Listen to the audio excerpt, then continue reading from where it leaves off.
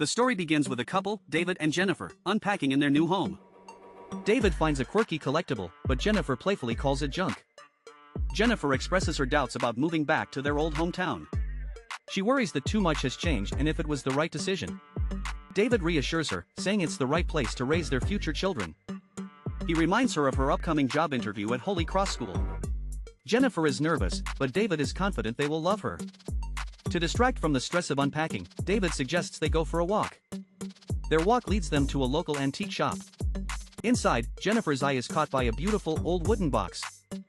The shop owner tells them the price is $25. David insists on buying the box for her as a gift. Back at home, Jennifer opens her new gift. Inside, she discovers a hidden compartment. They find a small, peculiar piece of old film strip. It appears to show people, perhaps from an old home movie. They notice one side of the film is melted and damaged. We meet David in his professional role as a detective, arriving at the Karlstadt police station. He's there to meet with Lieutenant Manjon. Manjon reminisces about David's father, who was also on the force. He asks why David left a promising career in New York City.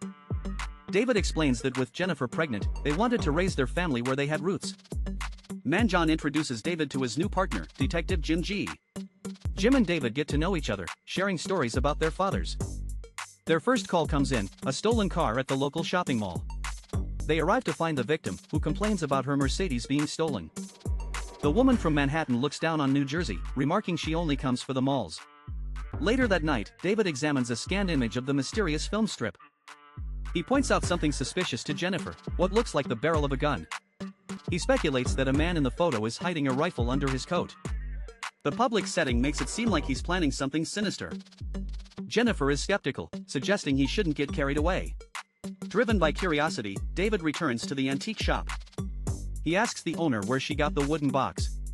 The owner is hesitant, citing client confidentiality. But David's police badge persuades her to reveal the source. The box belonged to Thelma Marshall, whose daughter sold her belongings. The owner informs him that Thelma now lives in a nursing home in Rutherford. David visits the nursing home to speak with Thelma Marshall. When he introduces himself, Thelma becomes agitated and fearful.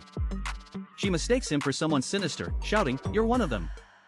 David shows her his police badge to prove he means no harm. After calming down, Thelma begins to tell her incredible story.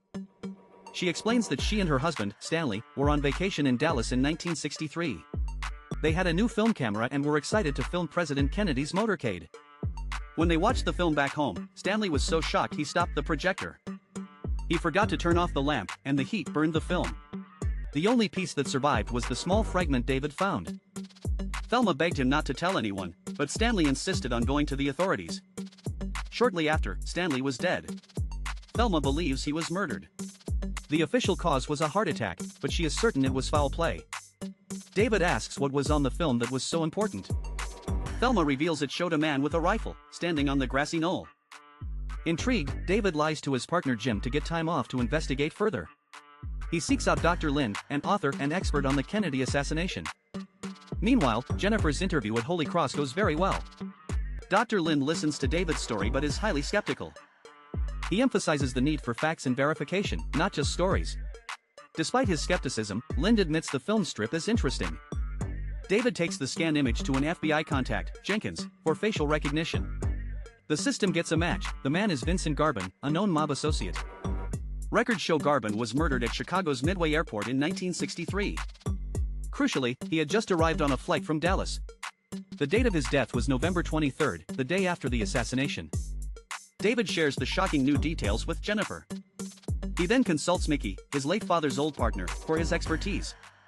Mickey examines the photo and identifies the weapon as a sniper rifle. Back at the FBI, Jenkins learns that the inquiry about his search for Garbin came from the CIA. Jenkins meets David and warns him to drop the case immediately. He reveals the CIA's interest, telling David this is far above their pay grade. Undeterred, David meets Dr. Lind again to theorize.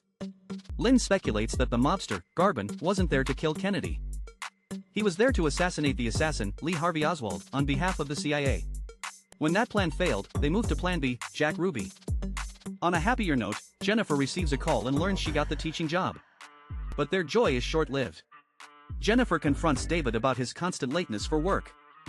Then, a disturbing call, a background check for her job has flagged a DUI. Jennifer is stunned, she's never even had a parking ticket.